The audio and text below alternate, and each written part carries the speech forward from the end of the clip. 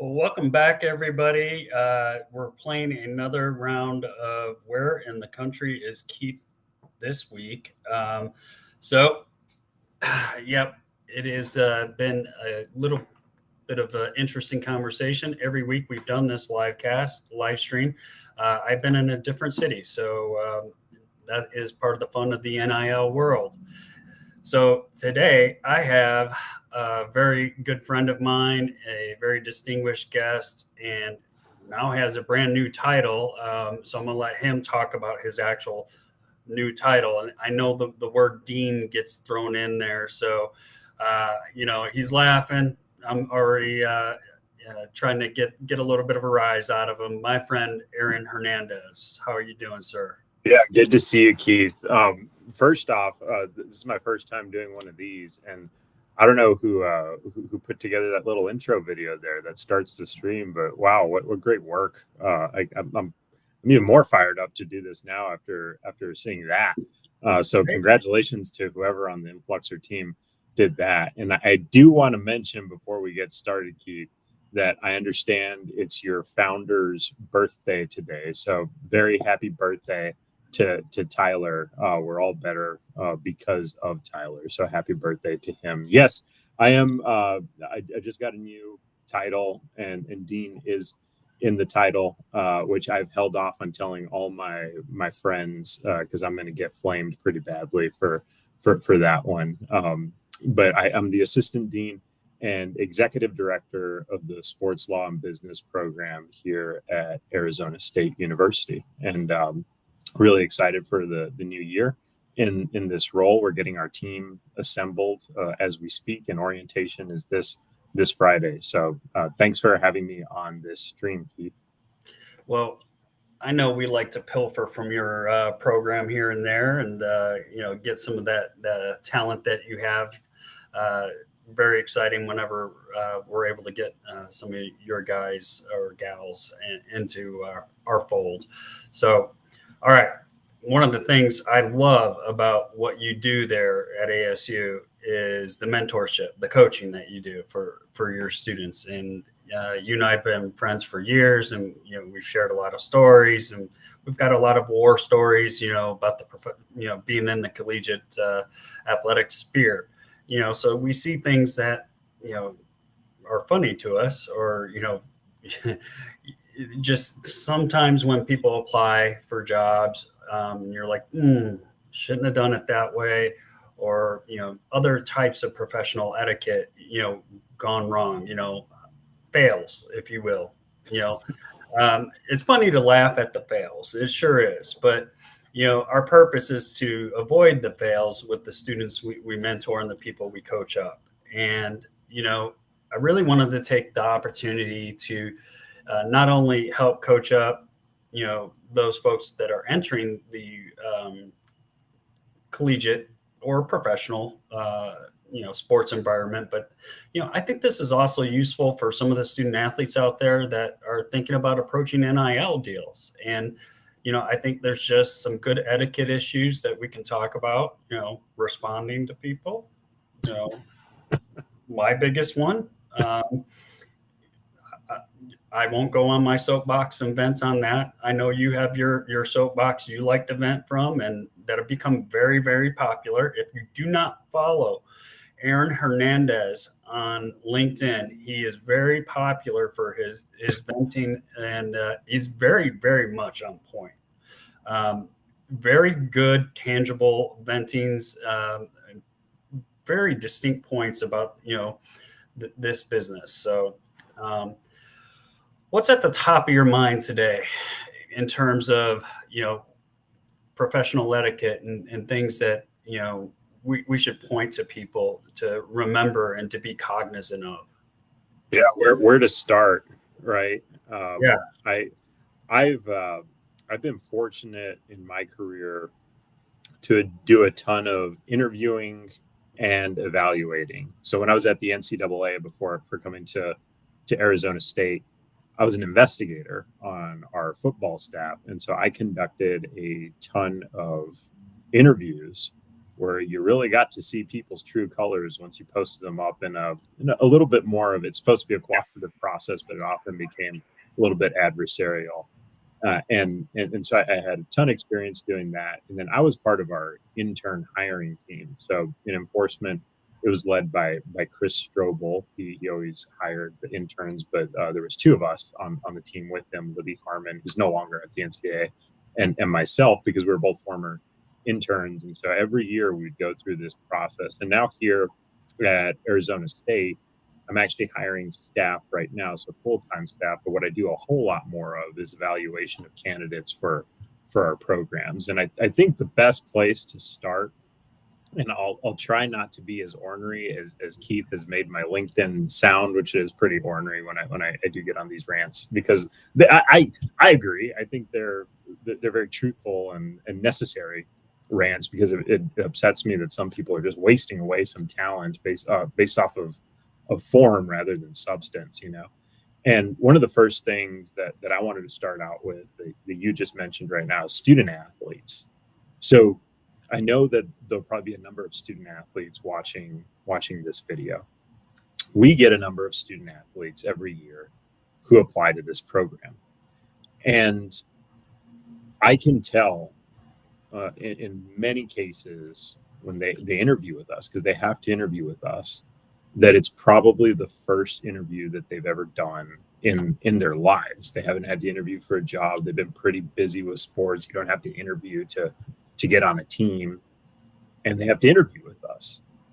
And we try not to, if somebody does a really, really bad job in the form of the interview, we try to look past that and try to figure out, well, what are they going to bring to our culture? It's part of our job to help coach them up to do better in this realm. But there's some things that I think they could easily do that would help them a ton in applying for a job. Like you mentioned, pitch meetings, where they're going to have to be business athletes now. They can't just rely on being student athletes anymore. If they're going to really take advantage of their brand and leverage their NIL, they better learn a couple of things pretty quickly that are universally acceptable. And I think one of the first things they could do is you just easily just Google, hey, like what to do for an interview, right? And there's a number of these articles that exist online where it talks about, maybe you depending on the formality of the interview, you wear a tie. Maybe you should comb your hair and not wear a hat. Mm-hmm. Maybe you should have your camera on for the Zoom meeting if that's the medium that you're going to be meeting with whoever it is. There's a number of those simple things that I think a lot of student athletes could really stand apart from their competition on by just doing those little things. And I know because they do it here. We had a guy this year who interviewed, just an absolute stud, shows up in a suit and in a tie, and he's got the lighting right on his camera. He clearly had rehearsed some answers, but clearly very nervous. And one of the questions I asked at the end of the interview was, hey, man, is this the first interview you've ever done? He said, yeah, for sure. And I said, you know what? I just want to commend you because you did a really, really good job. And you can see his tension lower a little bit. But other ones, it's clearly the first time that they're being posted up by a group of people. It's a very, very foreign atmosphere. This other guy who I told you had success, asked him what are some of the things that he did. He simply looked up, what should I do to prepare for an interview? He rehearsed some of his answers with somebody else to kind of get his pumps going, And I think that's one place I'd like to start for our conversation that I think is helpful. So student athletes, if you've never done an interview before, it's okay. We all got to start somewhere. That's right. You should prep, and there's resources available for you to prep for that moment. And I mean, geez, they have so many resources now on campus that maybe you don't even have to do your own Google researching, which is super easy, by the way. Why don't you go to your career services center?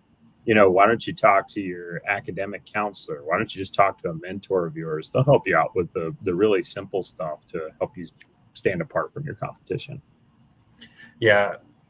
I'm as you mentioned this suit, I'm recollecting an old story about a basketball player that was going to join USA Basketball and went to Coach K and went there dressed in a suit, which was very abnormal because he wanted a spot on the USA Team USA. I don't know if you remember that story as No. well. I believe Coach K was so taken aback. You know, this this person clearly wants this, came prepared, and clearly wants this. And so when you mentioned the story of the suit, yes, definitely. I mean, shows everything, you know, is very intentional. So I love that. I love that. Some of the things, you know,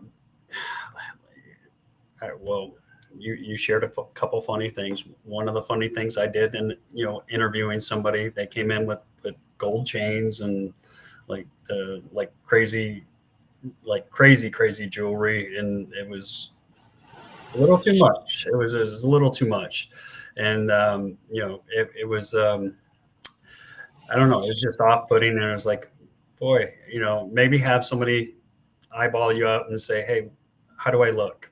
Before I do something. Does it look like I'm, going to be a normal, rational person here? Does it look like I'm professional here?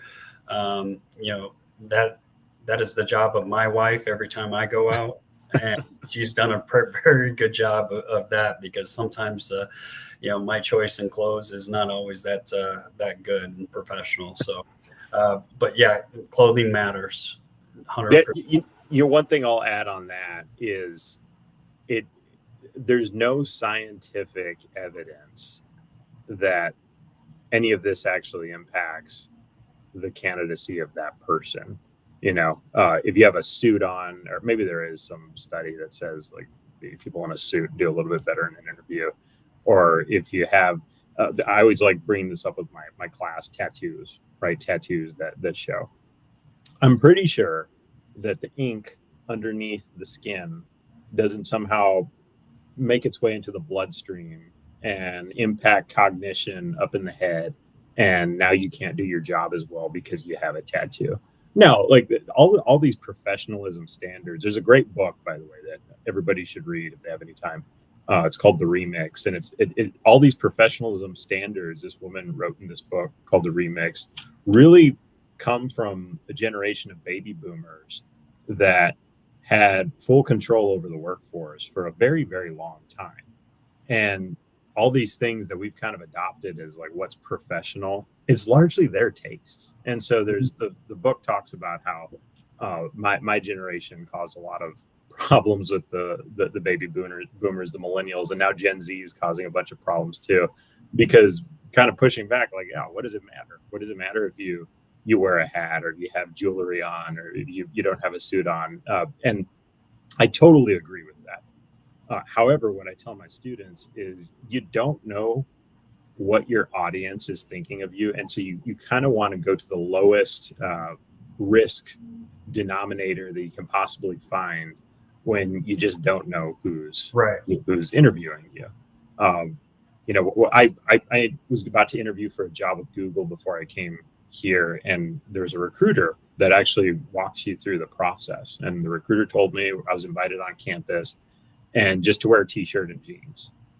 And I said, well, this is a trap for sure, right? I'm not falling for this. I said, can I just wear a suit? And he said, yeah, you can. Some people do that. He said, but it's not going to be held against you. However, you're going to feel very out of place on campus. And so this is something that we advise people. So I was actually kind of panicking, like, oh, what t-shirt do I wear? What jeans do I wear? It's all a moot point now. But that's Google, right? I think they do things pretty darn well, and they were fine with me showing up with t-shirt and jeans. That's not the norm in sports. Okay. Right. And I think that there's a balance between expressing your individuality, which I certainly support a ton, but then you actually getting the job or you landing the deal. And for me, I try to take the approach that it's better to be overdressed it's better to be as benign as possible in those things that could materially affect whether or not you know, what you get out of the bottom line. Right. Right. So let's talk about the communication before you get to the interview, the emails, the phone calls. You know, as you prepare an email, it's a cold email to somebody, and you're pitching either yourself, for a job, or you're pitching yourself for an NIL deal. Um, Greetings, salutations, all those wonderful things. What have you, what do you teach your students to do in terms of that? Dear sirs, dear, how do you go about that? Well, now, things have changed recently with the, a number of people who are trans or Right. non-binary. And I always joke around with folks. I think the place that when I'm going to show old age and where I'm going to get canceled is I say yes, sir, and yes, ma'am, no, sir, no, ma'am a lot. And I kind of worry about that now, or, addressing somebody as Mr. or Mrs. to start out with. Um, so that's one thing that I think they have to worry about that I really didn't have to when I was looking for a job and networking at the outset of my career.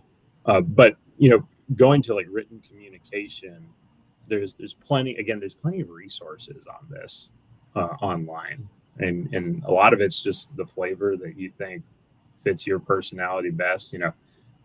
Hello, the name of the person, hello, the title and the last name of the person is very easy, and safe. But one thing I wanted to mention when you were talking about written communication, especially as you're trying to make that first impression, and all anybody has to go off of you are those words in that message. You want to make sure it's pretty neat, tight, concise, shows off your writing, but also, maybe don't leave misspellings in there. Maybe don't leave grammatical errors. And I don't mean to insult anybody's intelligence, but apparently this has started with my generation and certainly continued at a fast pace with Gen Z. They just don't care as much about misspellings. And let me tell you, baby boomers definitely care. Gen Xers for sure care. And I certainly care when somebody is asking for my time, or somebody wants something from me, and that's something in turn is a implicit endorsement of them as a worker. And you're starting out and you can't even like spell my name right. That's a really bad one, by the way. When people misspell people's names, I'll give you another example. Oh, I get that all the time.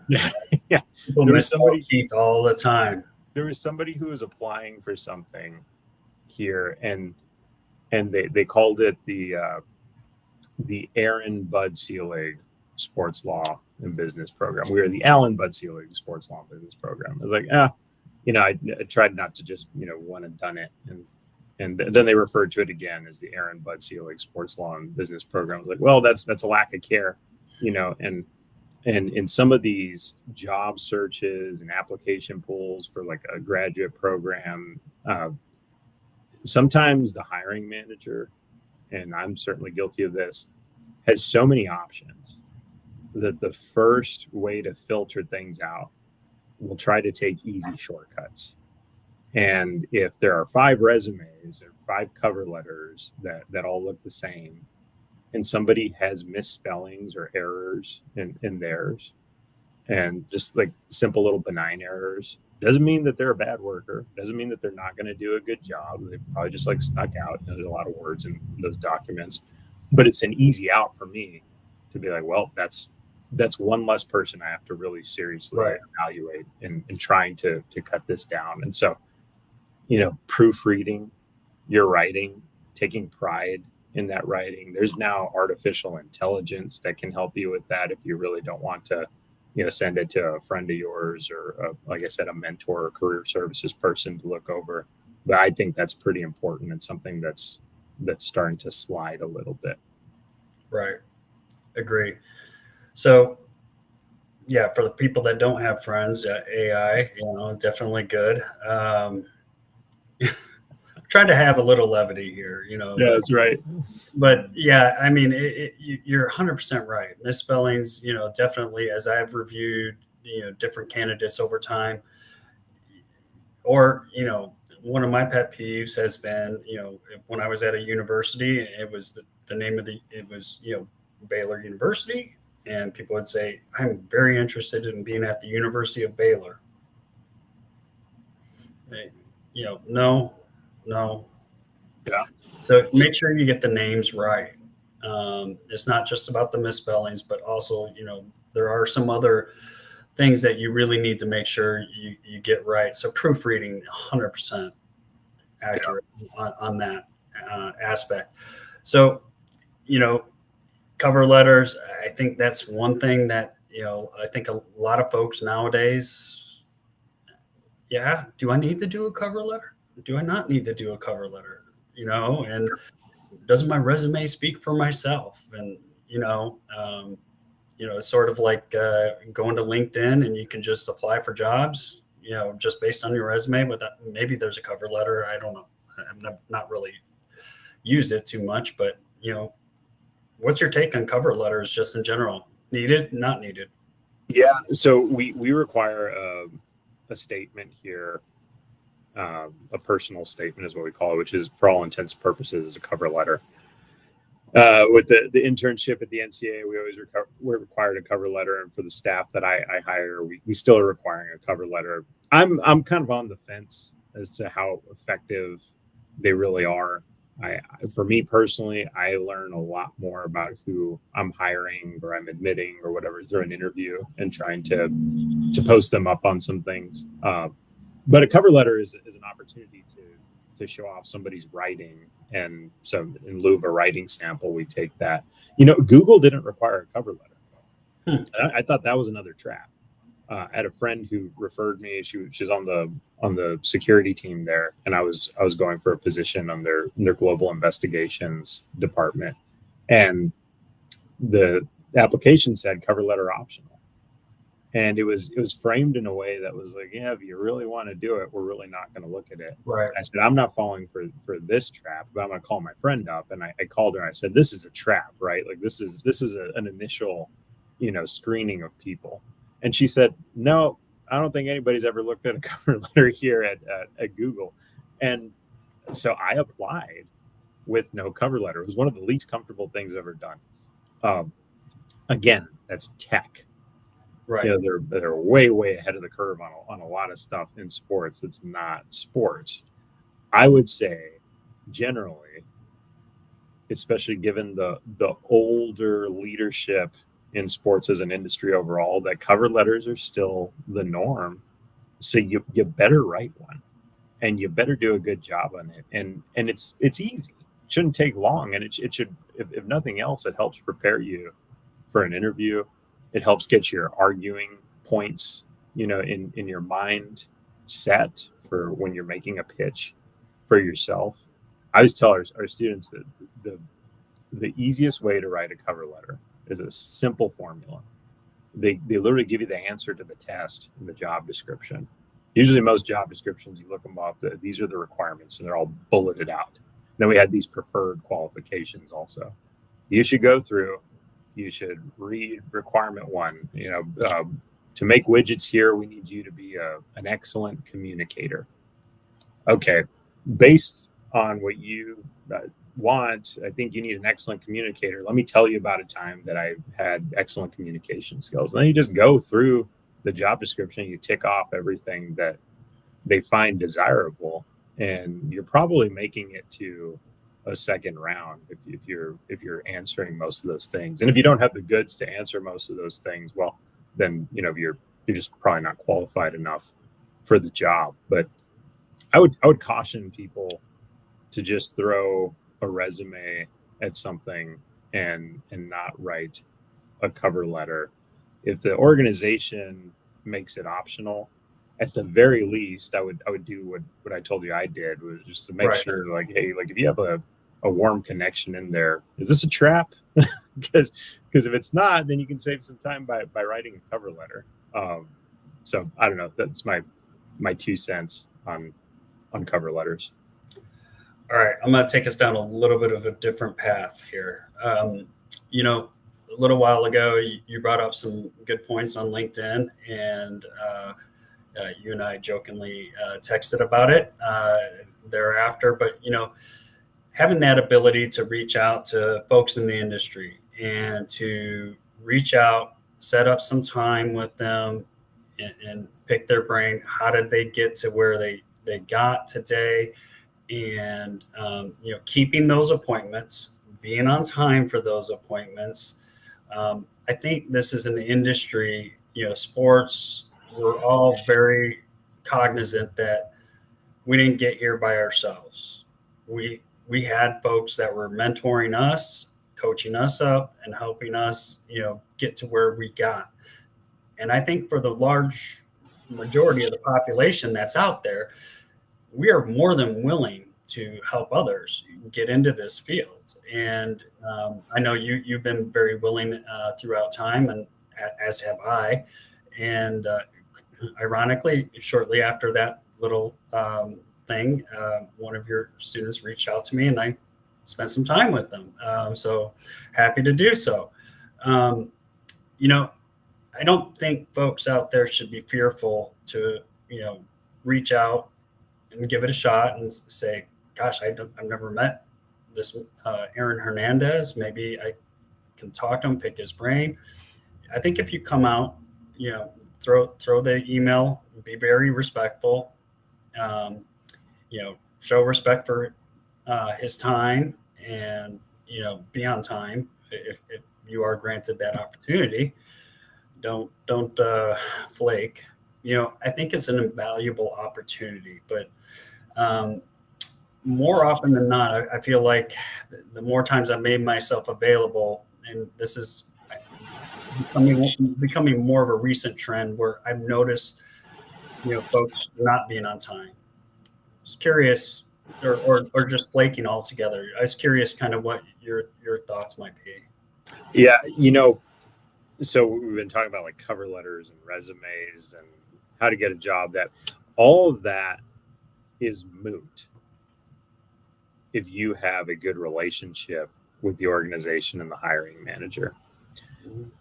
Sports, particularly sports, is not entirely merit based, which means the better you are at your job doesn't necessarily mean that you're climbing the ladder at that job. What it is based on is who you know and how you know them.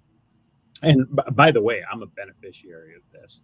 The reason I got my job at the NCAA, working in football of all places, I was not a college football player. I just happened to know a guy who I met through my education at Marquette, who went to a panel. He was working at the NCAA at the time, and I happened to shake hands, introduce myself. His name is Bill Nesnadal. I called him my career guardian angel, and that was my plug in. I didn't have any connections at the NCAA. I didn't play football. I didn't have any experience with enforcement. I did a compliance internship at Marquette, but I mean, there were probably plenty of people who applied in that same application process who looked very similar, probably better than me. But I knew Bill, and Bill loved me for whatever reason. Uh, and that's how I got my start there at the NCAA. When I got this job here, I'd never taught a class before. Like that seems pretty important for taking over this position. But uh, I did some research work for my professor, Professor Mitten at Marquette, and he knew the guy who was hiring here very well. I told him I really wanted this job. I really, really tried to do a good job for Professor Mitten when I was in school. And 7 years later, it paid off in the biggest ways because he called his friend and said, "Hey, you really need to interview Aaron." And I got this job. Relationships are completely they cut through like all that other stuff we talked about. They're the most important thing. And the best way you can build them, I think, is through working alongside somebody. You don't always have that opportunity. If you're able to meet them in person, you always remember who you're in person with more than a phone call or a Zoom or whatever. Then the next option is the phone call or the Zoom. And regardless, anytime you can get one of those informational interviews or just in-person time with somebody through any of those mediums, it's really, really going to be beneficial because they're going to get a look into who you are as a person. And that's so much more of an advantage over somebody who I can only read about on a resume, you know? And so when you talk about flaking, it really drives me nuts because I do try to be as available as possible. I always take the call. I always take the LinkedIn message, even like those like financial planners who reach out to me about, wanting to do a financial planning session. I'll at least respond and say, no, thanks. Like I've got a financial advisor, but nothing will drive me more nuts than someone who wastes my time. And I think a lot of people in sports are this way because we have very busy schedules. We're constantly, I see you on the road right now, where we're constantly dealing with all sorts of work. We're overworked generally as an entire industry. And so when we reserve 30 minutes of time for somebody who wants to get involved in the industry, I think it's a big deal, and we should be doing it, by the way, on our end. We should be reserving that time. We should be paying back all the great things that people have done for us to get to this spot. But if you ghost a meeting with me, or if you don't show up, you're not on time, I'm a pretty forgiving person. That's one that I don't forgive easily. I usually follow up with, hey, Keith, is everything okay? You didn't show up to our meeting. Because I would hate the worst possible scenario is somebody's like in a car accident or something. And, some of the responses I've gotten are, I'm sorry, I just totally lost track of time. I'm sorry, school's just so busy right now and I had to take care of this other thing. Well, what the hell do you think I'm doing? Like, do you think I'm just, I almost used a bad word there. Do you think I'm just like messing around here, like doing nothing? You don't think I have things to do? You don't think that 30 minutes of my 8-hour allotment was a pretty big deal for me to set aside? It's so rude and extremely disrespectful. And I personally just write people off who do that. Now, some will apologize and admit, I'm a jerk, right? Like I'm so sorry. It was just like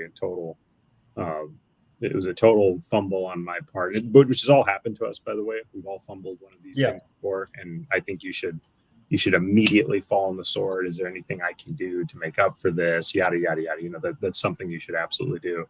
But to me, I've experienced a good clip of people who just waste my time.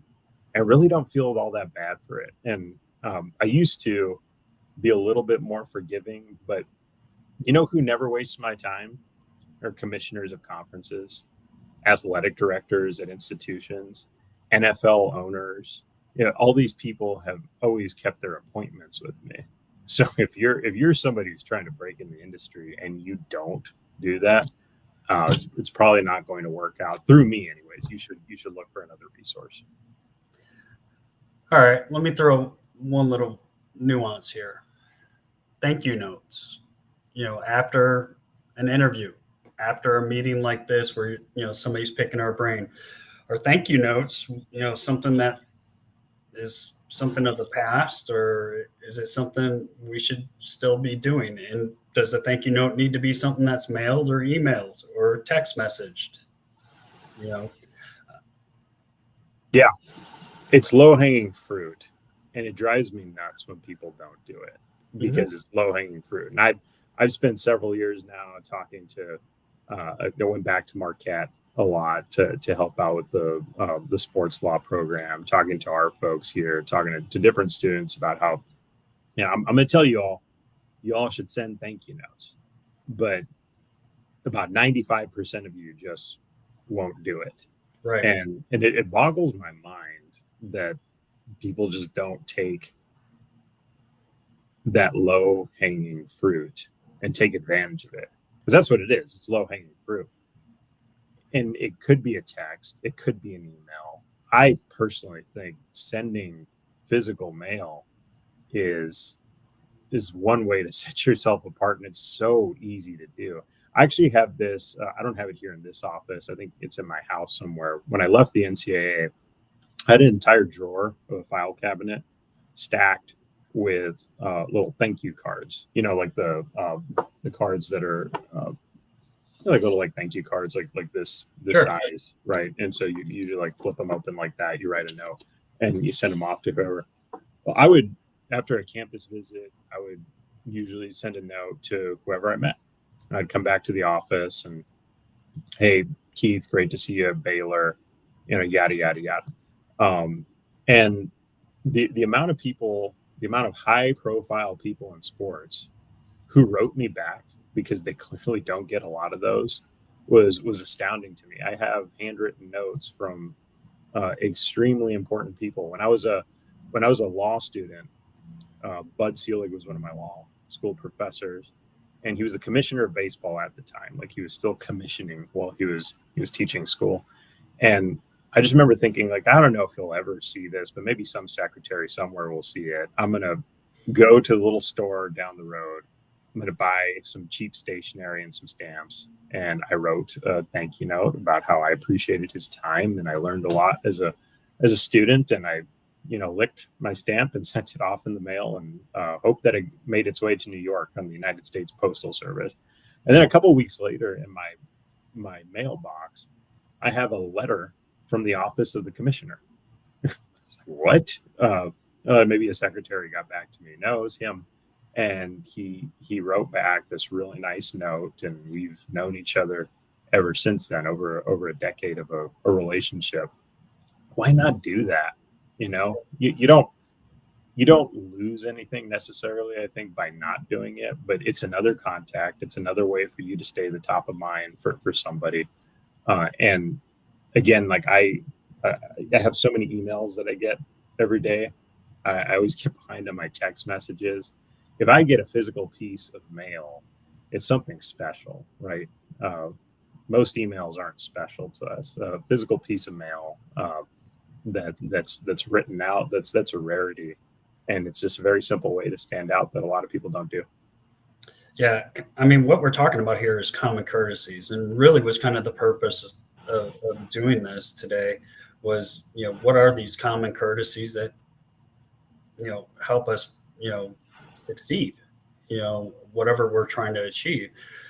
And this isn't hard stuff. This is very, very easy common courtesies we don't do them, we can fail. We do them, we can succeed. And I think for students, student athletes, if you're out there, if you're applying for grad school, if you're applying for law school, if you're trying to get an NIL deal, you're trying to get a job in, the industry, or, maybe it's not even the sports industry, but you're trying to do, you're trying to get to that next level, that next step. I think remembering these common courtesies goes a long, long way, because I think you just nailed it with the commissioner. There is you're building a relationship, and people remember these types of things. I think it's 100% critical that a lot of the student athletes, a lot of the students, really pick up on these tendencies. This is what winners do. This is what business leaders do. I've met there was a very successful coach that I had the privilege of working with, and he knew how to use a computer. He wasn't one of the old coaches that didn't like using a computer. It's a rarity. He knew how to use a computer. That's a rarity, Keith. But however, he took the time to handwrite each and every one of the people that made a donation towards his sports program. And by far, his fundraising ability was astronomical compared to others, because folks were reading they were receiving a handwritten piece of mail from this head coach. He took the time to handwrite stuff and send it. I sat with this coach and I said, how in the world are you managing this? He says, well, and he opens up a file cabinet. He Xeroxed handwritten note he's ever written anybody, had them filed. He kept up on the relationships. And, to him, it was a method. He had a procedure, he had a method to, it was all about common courtesies. It was about facilitating those relationships because it launched them into the next thing. Maybe it was that ask of a donation. And with what we're talking about here today, maybe it's the ask of the NIL opportunity, the ask of a job. But it's really these common courtesies that sometimes get lost with technology and gifts and memes and easy things we can text each other, uh, emojis and stuff like that, that sometimes don't translate everything that needs to be said to build those relationships. Maybe they do, but in some contexts, but I don't think they always do. Yeah, and to piggyback off of that, I think they do up to a certain point, and then there's a pretty stark dividing line of people who basically grew up without the internet and social media and just it's kind of a different era, right? Like I kind of straddled that line because I remember in elementary school we had the internet, but I remember we had email, but social media was something that really didn't exist. MySpace and Facebook hadn't come around yet, and the idea of it when it first came on the scene, I think I was in high school, was something very new and different. And the reason I give that context is I think that everybody who grew up without that see it as something different from the people who it's been their entire life, which is what we're getting right now. And I think where Gen Z and a lot of millennials have trouble communicating up is these old ways of communicating, you know. And if you don't know what common courtesies are, Keith, you're using the term common courtesies. If you, a student athlete or somebody who's younger in their career, doesn't know what those are, you can figure it out really easy. Just it's all about communicating with your audience, and if it's an older audience, there are tools that you can easily exploit where they'll unfairly judge you for like a good reason. You send a handwritten thank you note. Oh, well, Aaron's not like the rest of these lazy kids these days. Like he gets it.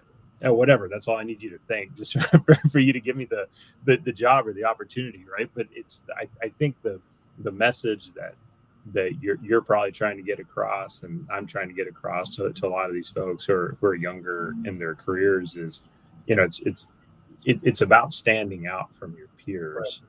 And some of the people who are pulling the levers and making these decisions, they're going to pay attention to these little things. And one other point I wanted to add was effort.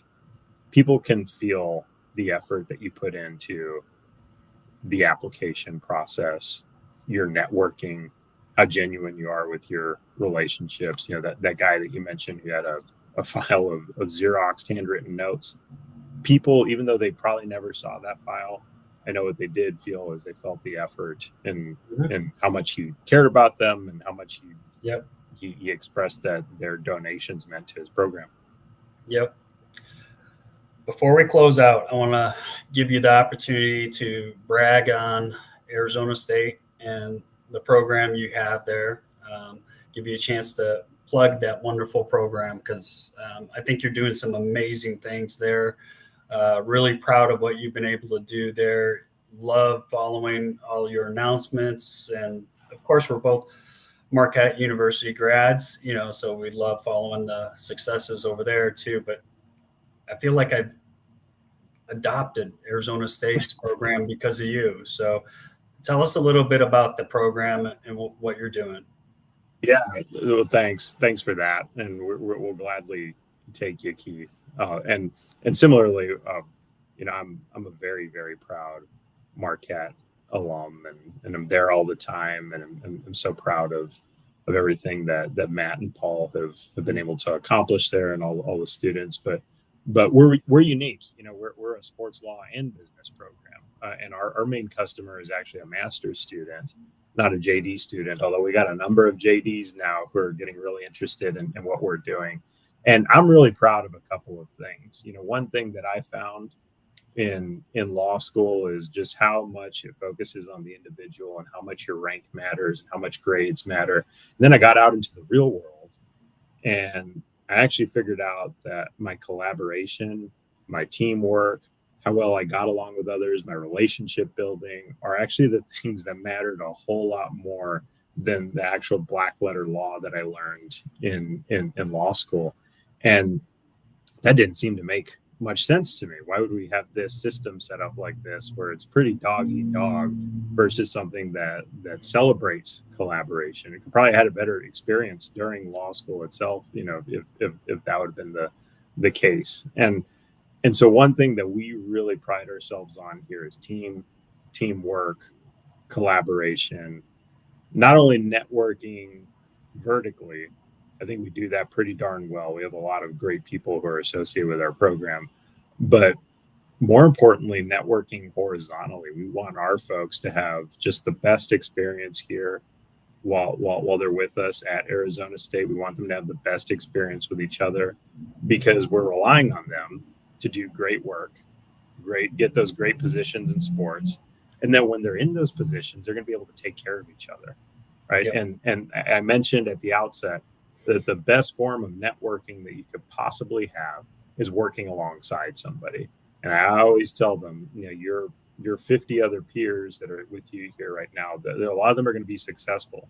And the impression that they're going to have in this limited time, this finite time with you right now is something they're going to carry for the rest of their lives. It's super important. And we really, really strive to make an environment and an atmosphere in a locker room. We always call it a locker room where people are supported, they love each other, they have a great time, and we're very, very proud of that. You had mentioned that Influxer has taken a couple of our folks. Well, if you want to be a 5-star organization, you got to have 5-star talent, and I think we have a bunch of 5-star talent here. I'm very, very proud of our students, of our team, of our alumni. And we're not even 10 years old yet. Our 10-year anniversary is coming up in 2025. And the amount of people that we've placed into very high-level positions within that 8-year period. And the first year is kind of hard to count because I think there was like 3 students in that inaugural class, is pretty remarkable to me. Right. It makes me very proud of everybody here. And we get fortunate with folks like yourselves who affiliate with us and support what we're doing. I'm just really, really grateful and very lucky and blessed to be around just an elite team of people. Well, thanks a lot, Aaron, for joining us today. And for everybody listening, we have one more episode in our summer series. Next week, we have Josh Lenz. He's a professor at the University of Arkansas, also a friend of Aaron's as well. And Josh and I are going to be talking a lot about loss of value insurance, elite athlete insurance, all these wonderful little nuanced things for elite athletes. Very important stuff, and should be a very exciting topic for those folks. So thanks everybody for joining, and hopefully see you next week. Thanks, Aaron. Thanks, Steve.